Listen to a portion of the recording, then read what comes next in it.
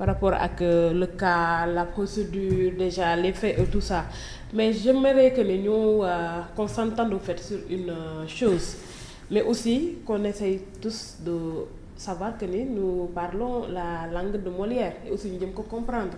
Parce que aujourd'hui c'est quoi le détournement des deniers publics? Le détournement des deniers publics est un crime qui consiste pour une personne dépositaire de l'autorité publique ou chargée de gérer l'argent public à utiliser cet argent à des fins personnelles ou illégales au lieu de l'usage prévu par la loi.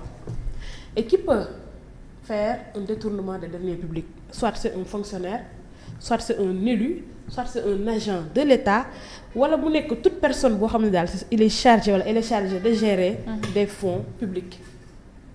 Madiambal Diagne nekkul ci catégorie bi en clair.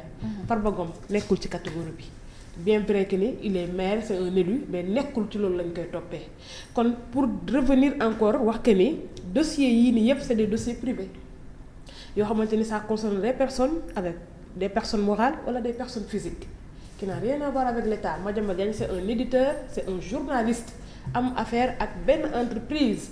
Maintenant li nga xamante ni ñun moom la ñuy seetlu ci cas yëpp moom mooy que ni on veut transposer des problèmes. Il faut que au Sénégal ñu cesser di politiser li nga xamante ni tey moom moo nekk les dossiers judiciaires. En fait c'est un peu dafay décrédibiliser encore une fois suñu justice parce que tey avant régime bi di ñëw mais combien d'hommes d'affaires ñoo doon am ay litiges avec la justice. ay nit di ester en justice contre des hommes d'affaires pourtant chaque jour nga dégg kii dem na kii tribunal débuté na ko kii tribunal jox na ko dëgg kii tribunal jox na ko dëgg et on avance même état du Sénégal daf doon nekk en situation donc avec la justice di am dëgg parfois du am dëgg et pourquoi ça ne nous empêchait pas de vivre. Ça ne nous empêche pas également de suivre le cours normal des choses, ça ne nous empêche pas également di wax état lan mooy say politique publique mais dañu centré ci li nga xamante ni tey ça n'honore pas du tout la République mais aussi ça ne fait pas du tout avancer le pays parce que tey dañoo jël en otage séquestré nañu ci lan ci kaawu ki nga xamante ne ni moom moo nekk Madiambal Diagne Farba Ngom Pape Ngagne Ndiaye Doudou Wade mu mel ni ñun loolu la ñu war a lekkee naa ne ko on en a assez. La justice c'est un pouvoir comme l'exécutif comme le pouvoir également parlementaire mu nekk législatif kenn ku nekk da nga war a doxal sa réew wala doxal sa mission te du indi benn incidence ci beneen bi mais aujourd'hui justice dafa dem ba poñe exécutif bi moo tax tey mënuñu gis résultat action yu concrète mënul am ci ñoom en tout cas ni nga xamante ni lañu war a doxalee seen pouvoir aujourd'hui on ne sent même plus le pouvoir bi nga xamante ne tey moom moo nekk le pouvoir législatif les parlementaires en fait c'est comme si que ni ñoom ils ont été relégués au second plan et c'est catastrophique. Il faudrait que très sérieusement que nous les journalistes encore man je ne cesserai pas du tout de le dire mais qu'on essaie un peu d'imposer notre agenda et qu'on dise très sérieusement à nos dirigeants qu'on en a assez des querelles de justice assez en tout cas de ces xawma maguy la xawma ay manipulation la pour endormir la population wala pour retarder li nga xamante ne moo nekk les actions wala jéem ñoo en tout cas gën a concentré wu ci li nga xamante ne moom moo nekk lu nekkul lu essentiel. Très sérieusement maintenant man comme je l'ai dit avec Madiambal Diagne et son fils ça c'est un problème familial. Mais li ma ci mën a wax en tant que nit moom mooy que ni ce serait trop malheureux et très malheureux si et seulement si son fils ait été manipulé parce que tamit comme Samba l'a dit politique nag bon na salte goo xam ne ci Afrique rawatina ci Sénégal lépp moom mën na xew parce que aujourd'hui quand Madiambal Diagne dit que ni Cheikh Diba jabaram sax daf ko porter plainte par des magouilles de quelqu'un mu cité ko moom fu mu nekk te ne dañoo wax sax am na ay pourparlers moo tax mu génne plainte bi sa borom kër nga nekk soxnaam ak déjà lien mariage nu mu sacré entre autres nga xam ne politique c'est dégueulasse. Maintenant man je ne resterai pas là pour dire que ni doom ji dañ ko manipuler wala manipuler ñu ko entre autres waaye en tout cas ki nga xam ne tey loo doon moom moo tax nga doon ko parce que il y a des pères irresponsables yoo xamante ne dañuy jur doom duñ def ci moom dara yàlla yor la ak sa yaay wala yàlla bàyyi la ci àdduna bi ngay kurti kurti mais toi tu as un père qui s'est sacrifié nan la amee xaalisam man je ne sais pas mais en tout cas même bu fekkoon dafa sàcc xaalis bi mais xaalis bi daf la ci teral ba nga doon tey kenn bañ lay wax ba nga am loo représenter société bi je pense que ni même bu fekkoon ne yow xam nga ne sa papa dafa sàcc xaalis ngeen ànd yéen ñaar ci loolu ngeen mu nekk seen bàmmeelu biir mais am na yoo xamante ne ni pour man dara jaru ko maintenant nag comme je l'ai dit c'est un problème familial c'est à eux de le régler mais adduna bi daal Sénégal fu mu toll nii je pense que ni on a plus besoin de psychologues on a plus besoin des hommes religieux on a plus besoin ay xut bu samaan ñuy toog di faire revenir aux personnes à la raison parce que Samba moral amatul ci réew mi. moral amatul kon moral amatul ci réew mi Fatima loolu c'est un danger gis nga liy xew ngay gis ay États-Unis yaa ngi wax ay yeneen yépp parce que moral fu mu amatul moom mooy que ni les personnes ils reviennent à l'état normal moom moo nekk à l'état de nature. ku nekk lu la sa xel may nga def ku nekk lu la sa instinct may nga def ku nekk lu la say pulsion may nga def loolu nag du àdduna. il faut que ne nit ñi ñu savoir raison garder c'est important te aussi politiciens yi nañu arrêter lu ñu nekk di def politiciens yi yàq nañu Sénégal. politiciens yi jaxase nañ dëkk bi. parce que ñu de politiciens yi tas nañ kër kilifa diine yi tey jii nii xoolal waa ci waawoon lu ñu nekk di dund politiciens yi tas nañ justice bi politiciens yi tas nañ. mais Rama soo waxee politiciens yi da nga fay mel ni ñëpp ngay wax. Fatima même ma ñëw.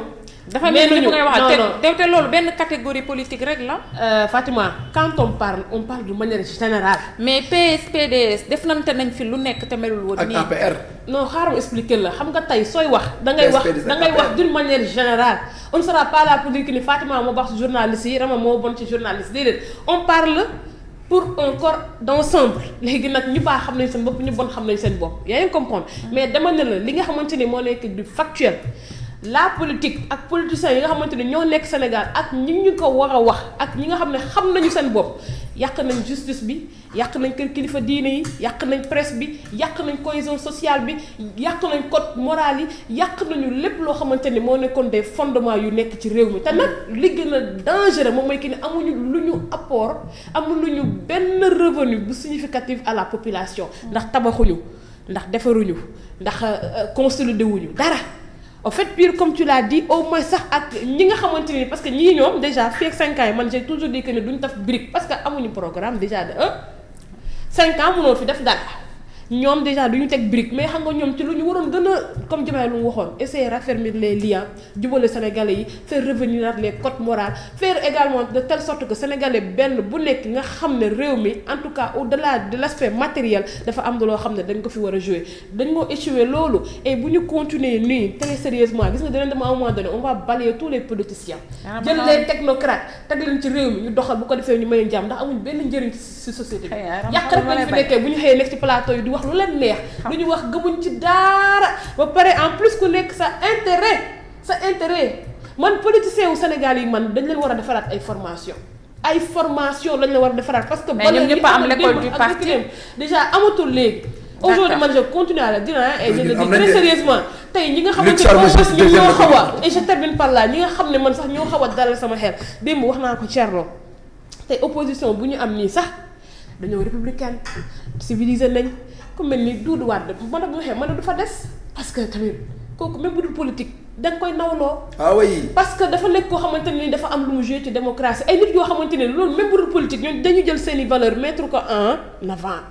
et y en a dans cette opposition bi nga xamante ne tey lu tax du ñu gatsa du ñu mortal combat parce que dafa am lu nekk ci ñoom dafa am également posture bu ñu nar a taxawee loolu nag dafa war a nekk lu unanime mun ngeen def conquête préservation du pouvoir waaye ngeen restaurer les valeurs. kenn ku nekk xam fi nga war a yem du dëgg. xam nga lu ma lay bañal.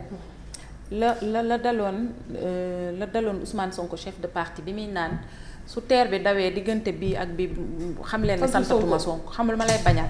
réalisation yi génn ñu taf la. réalisation ya bi nga naan ñii duñ fi teg birig. ñu duñ fi teg foofu chaque jour man la bàyyil foofu. non mais Diomaye mënul fi liggéey monsieur Touré chaque jour mu jox ñu ay réalisation bàyyi foofu dégg nga ah Touré na bàyyi foofu parce que dama xam ni moom nee na journaliste la. réalisation dem nañu inauguré agropole bu Ziguinchor. waaw mu naan duñ fi teg brique damay jaaxle quoi franchement je suis désolé. agropole investi totalement par le PS. je suis désolé. démb la ñu inauguré marché central bu Thiès au poisson. mais wax nañ ko rek wax na ko maire ba waaw nga ne yow nga ne duñ fi dégg nga maire bi lu mu wax ministre yow nga ne journaliste nga. dégg nga maire bi lu mu wax ministre bi. franchement je suis désolé. dégg nga maire ba lu mu wax ministre bi. seen loxo dugg ci. Babacar Diop. waaw dégg nga lu mu wax ministre bi. waaw mais état de la. waaw mais bu mu ko ndamoo. mais continue nee na nguur gi fi nekkoon moo ko def. je suis vraiment désolé. nee na nguur gi fi nekkoon moo ko def. dama lii laa lay bañal de. vidéo baa ngi fi Samba kii Thiès rek man Thiès laa dëkk la fa newoon. kii xam na ko man xam naa. ma ne marché ba maire ba moo ko wax. boobu du mënul jàll. maire ba daaneel nga devant le ministre maire ba moo toog di ko taxañ. Samba dama ne l'état c'est la continuité certes nit da ngay am initiative. waaw ñu ne la Diomaye yaa fi initié lii. mooy que ni commence processus exploration. mise en œuvre ba tey nga ñëw inauguré. Macky Sall c'est 7 premières années. yaa ngi dégg initié wul voilà léegi nag loolu lay xaar mooy initiative. initié wul tous. maintenant Fatima tànk xam nga maa ngi wax. c'est 5 dernières années. Fatima la réalisation yi taxaw. li ñu liggéey fii yëpp Abdoulaye Wade bi mu nee salaamaaleykum. li ñu liggéey fii yëpp 5 années mën na ko liggéey. Après deuxième mandat bi la gas réew mi yëpp nañ leen waxante dëgg il faut donner du temps à ces gens là quand même. sànq maa ngi wax sànq maa ngi wax c'est vrai. mais yow ñun li ñu liggéey fii yëpp 5 ans mën nañ ko liggéey. mais dama ne mën nañ liggéey fi ñu fi liggéey yëpp quand même. mais mise en œuvre bi. soyons raisonnables mise en œuvre bi kañ la 5 ans mën nañ ko fi liggéey. mais li mise en œuvre bi kañ la Samba yow tamit. maa ngi wax sànq maa ngi wax xam nga olof bi laay waxee quand je devais dire les codes c'est des codes moraux. Quand je dis un code c'est un code moral sànq ba léegi maa ngi naan code yi code moral yi mais code moraux yi mais olof la quoi comprendre nga erreur de kii laa def. daaneel la loolu nag laa bëggoon wax. d'accord merci très bien man dama lay. kii rek kilim bi yow. tàkk na di dama lay lii rek pour que vraiment. Diomaye du fi def loolu bañ la dal dama bëgg xale yi collage la. ko collage reyul kenn. ndax collé nañ fi ay. comme collé nañ fi Ousmane Sonko mi wax loolu man bëgguma ñu collé la ci ay réalisation dëgg continuer di sant wala. alors nu mu tudd sax Thierno Malick gis nga ce qui s'est passé et on attend le 3 mars ba xam Madiambal sera extradé ou pas mais de toute façon ay révélation génn na ni on a monté son fils contre lui comme on l'a fait avec Cheikh Diba et son épouse. Jërëjëf merci beaucoup.